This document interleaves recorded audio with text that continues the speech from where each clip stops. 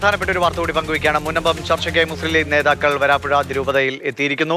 സമവായ നീക്കം മുനമ്പത്ത് നടക്കുന്നു എന്ന വളരെ പോസിറ്റീവായ ഒരു കാര്യം തന്നെയാണ്. ലീഗ് നേതാക്കൾ ബിഷപ്പിനെ കണ്ടിരിക്കുന്നു എന്നാണ് മനസ്സിലാക്കുന്നത്. പ്രദീപ് ജോസഫ് വിവരങ്ങൾ നൽകും. പ്രദീപ്, വളരെ കാര്യമായി അല്ലെങ്കിൽ നേരത്തെ തന്നെ പരിഹരിക്കേണ്ടതായിരുന്നു എന്നാണ് പല കോണുകളിൽ നിന്നും ഉയരുന്ന വാദം.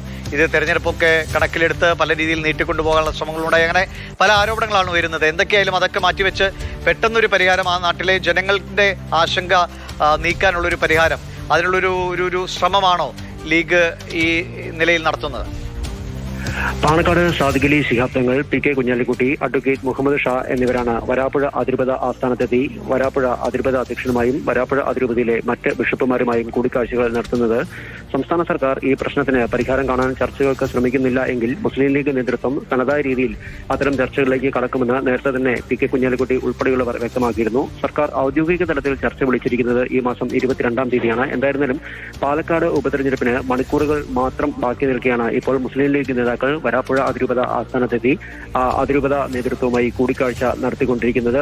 വരാപ്പുഴ അതിരൂപതയുടെ കീഴിലുള്ള കോട്ടപ്പുറം രൂപതയിൽ സ്ഥിതി ചെയ്യുന്ന പ്രദേശമാണ് ഇപ്പോൾ ഭൂസമരം നടക്കുന്ന മുനമ്പം പ്രദേശം എന്ന് പറയുന്നത്. കോട്ടപ്പുറം രൂപത അംഗങ്ങളായ നിരവധി പേർ ഈ സമരത്തിൽ പങ്കെടുക്കുന്നുമുണ്ട്. കഴിഞ്ഞ ദിവസം മുഖ്യമന്ത്രി പിണറായി വിജയനുമായുള്ള പ്രാഥമിക ചർച്ചകൾക്ക് വേണ്ടി കോട്ടപ്പുറം രൂപത അധ്യക്ഷൻ ഉൾപ്പെടെയുള്ളവർ എത്തിയിരുന്നു.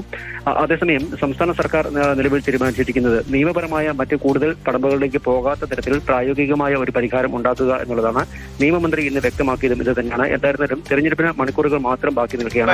ദിശയിൽ മുന്നോട്ട് പോകട്ടെ എന്ന് പ്രതീക്ഷിക്കുകയാണ്. എത്രയും വേഗം ആ പ്രശ്നത്തിനൊരു പരിഹാരം കണ്ടെത്തുക, കൂടുതൽ വിവാദങ്ങളിലേക്കോ അല്ലെങ്കിൽ ആശങ്കകളിലേക്കോ പോകാതിരിക്കട്ടെ എന്നാണ് നമ്മൾ പ്രതീക്ഷിക്കുന്നത്.